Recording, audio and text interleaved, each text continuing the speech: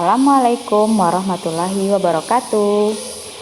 Halo anak-anak hebat, berjumpa kita lagi di kelas 4 tentang pembelajaran tema 1, subtema 2, pembelajaran yang pertama. Nah, tujuan pembelajaran kita pada hari ini adalah yang pertama, anak-anak ibu bisa menemukan gagasan pokok dan gagasan pendukung dari teks tulis. Yang kedua, anak-anak ibu bisa menjelaskan proses terjadinya bunyi dari sumber bunyi hingga ke indera pendengaran. Yang ketiga, anak-anak ibu bisa menjelaskan pentingnya kerjasama dan saling menghargai dalam keberagaman agama. Supaya anak-anak ibu bisa memahaminya dengan baik, simak video ini dari awal sampai akhir ya. Kita masuk pelajaran yang pertama, menentukan gagasan pokok dan gagasan pendukung dari teks.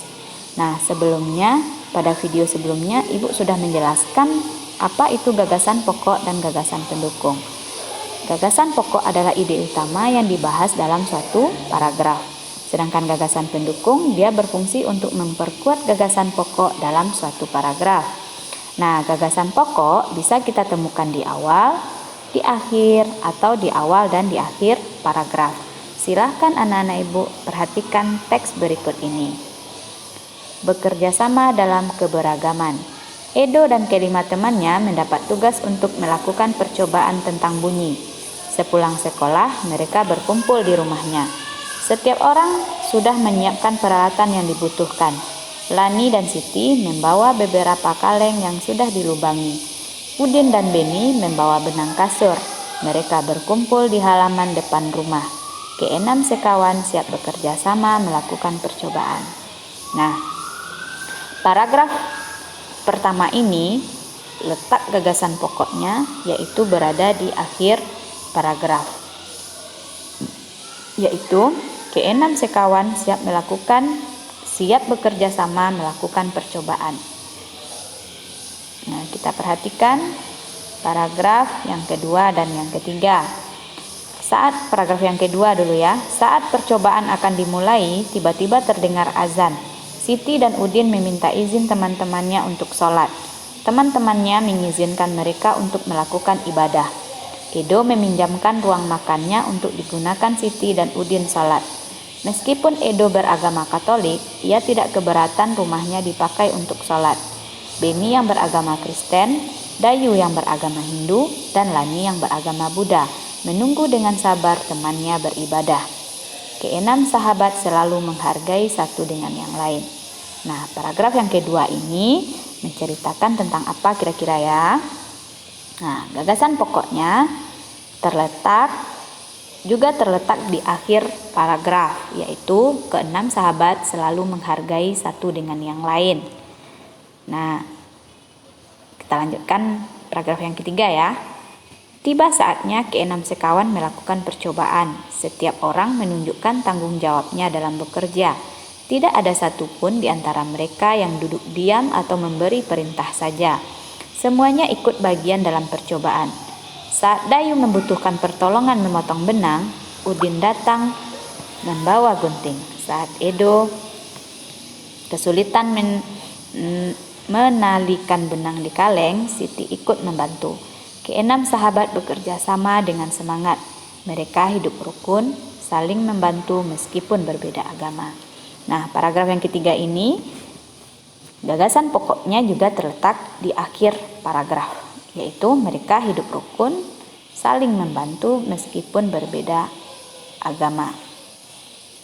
Nah, mudah-mudahan anak-anak ibu bisa memahaminya ya.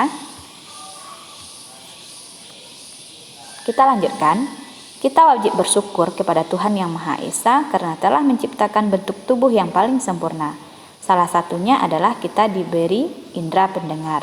Anak-anak ibu tahu apa indera pendengar kita? Ya, telinga. Telinga adalah indera pendengar yang diberikan oleh Allah kepada kita untuk mendengar segala bentuk bunyi. Nah, karena kita sudah diberi oleh Allah alat indera pendengar, maka kita wajib untuk mensyukurinya. Sekarang kita akan belajar tentang bagian-bagian telinga. Nah, perhatikan gambar telinga berikut ini ya. Telinga ini terdiri dari 3 bagian. Yang pertama adalah telinga bagian luar, yang kedua telinga bagian tengah, yang ketiga telinga bagian dalam. Kita akan membahas satu-satu dari bagian telinga ini ya. Kita lanjutkan bagian dan fungsi telinga luar. Nah, kalau telinga bagian luar itu artinya telinga yang tampak oleh mata kita. Mana saja bagiannya? Yang pertama ada daun telinga. Yang kedua ada saluran telinga. Nah, saluran telinga ini terdiri dari nanti lubang telinga dan saluran telinga bagian luar. Nah, apa fungsi dari daun telinga dan saluran telinga? Yaitu menangkap serta mengumpulkan gelombang bunyi. Jadi semua bunyi yang ada akan ditangkap oleh daun telinga dan diteruskan ke saluran telinga. Kita lanjutkan bagian dan fungsi telinga bagian tengah. Apa saja bagian-bagian telinga bagian tengah? Yang pertama ada gendang telinga. Yang kedua ada 3 tulang pendengaran.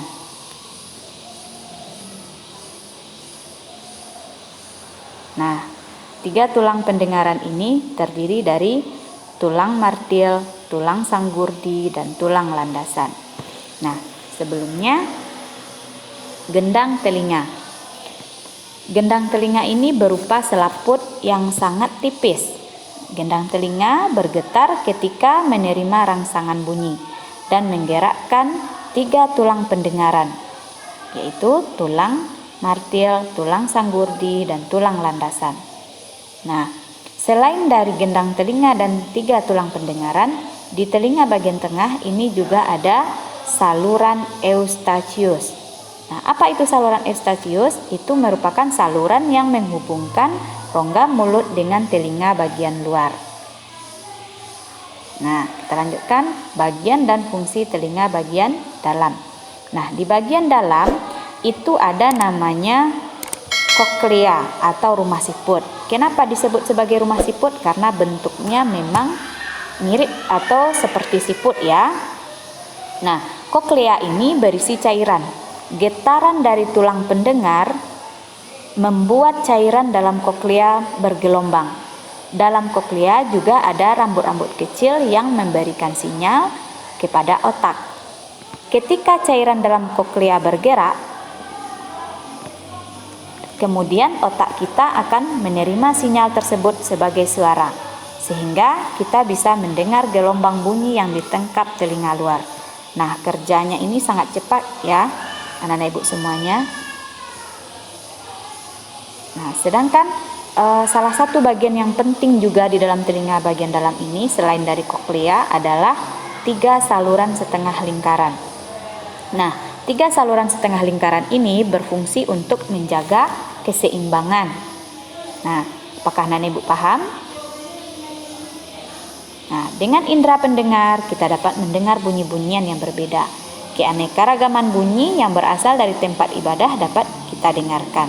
Contohnya suara azan ya, kita bisa mendengar suara azan karena adanya indera pendengar kita. Kita lanjutkan bahwa di Indonesia itu ada 6 agama yang diakui.